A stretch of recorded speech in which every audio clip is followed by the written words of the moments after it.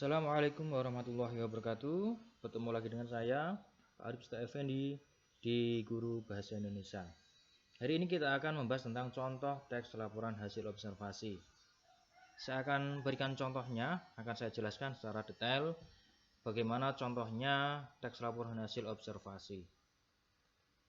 Nah, objek yang akan saya gunakan dalam contoh teks laporan hasil observasi ini adalah pohon kelapa, yang dimana pohon ini sering kita jumpai di pantai atau di tempat kita juga banyak sekali. Jadi sebelum kita membuat contoh teks laporan hasil observasi, kita harus mengamati terlebih dahulu objek yang akan kita buat contohnya.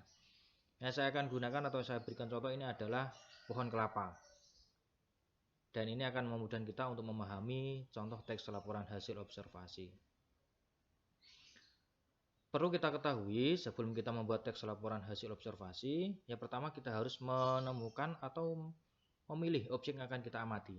Yang kedua, kita harus menguasai materi teks laporan observasi yang kemarin sudah kita jelaskan ada 3 struktur atau materinya ada 3 struktur. Struktur yang pertama adalah pernyataan umum atau definisi umum, yang kedua adalah pernyataan detail atau definisi detail, yang ketiga adalah pernyataan manfaat ataupun kesimpulan atau penutup.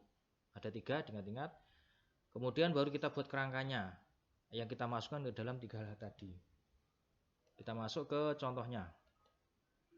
Struktur teks laporan observasi atau contohnya. Yang pertama tadi mengenai objeknya pohon kelapa, definisi umum. Pohon kelapa atau Cocos nucifera atau disebut juga pohon nyur merupakan tumbuhan palem yang berbatang tinggi, tingginya bisa mencapai 3 meter. Buahnya tertutup sabut dan tempurung keras. Dalamnya terdapat daging yang mengandung santan dan air. Kelapa adalah sebutan dari nama buah yang dihasilkan tumbuhan ini. Kelapa menjadi tumbuhan serbaguna karena dimanfaatkan semua bagian oleh manusia. Karena banyak manfaatnya, maka tunas kelapa dijadikan sebagai lambang pramuka di Indonesia. Tumbuhan ini diperkirakan berasal dari pesisir Samudra Hindia di sisi Asia. Namun sekarang sudah menyebar luas di seluruh pantai tropika dunia. Ini untuk masuk yang struktur yang pertama atau definisi umum. Kita masuk yang kedua, masuk di perbagian atau deskripsi perbagian atau definisi bagian. Akan kita jelaskan secara detail bagian-bagian dari pohon atau objek yang kita amati tadi. Pohon kelapa, bagian-bagian dari tumbuhan ini adalah buah kelapa, batang, pelepah, dan akar. Buah kelapa terdiri dari kulit luar, sabut, tempurung, kulit daging, daging buah, air kelapa, dan lembaga.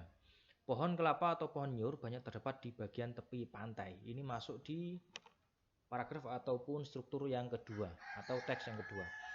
Yang berikutnya kita masuk yang struktur yang ketiga atau bagian yang ketiga, yaitu definisi penutup atau manfaat, atau juga bisa disebut simpulannya juga boleh. Nah, ini para dokter gigi juga meyakini bahwa kelapa bisa mencegah gigi berlubang, sedangkan batang pohonnya sangat bermanfaat untuk pembuatan janur, pembungkus ketupat, dan masih banyak lagi. Ini masuk ke struktur yang ketiga.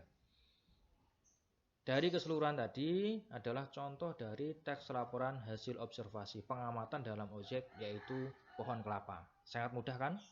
Jadi dalam membuat teks laporan hasil observasi, kita temukan objeknya terlebih dahulu, kemudian kita buat kerangkanya 3 struktur tadi, pernyataan umum, bagian, dan yang terakhir penutup. Baru kita masukkan isinya. Sekian untuk contoh hari ini. Terima kasih. Wassalamualaikum warahmatullahi wabarakatuh.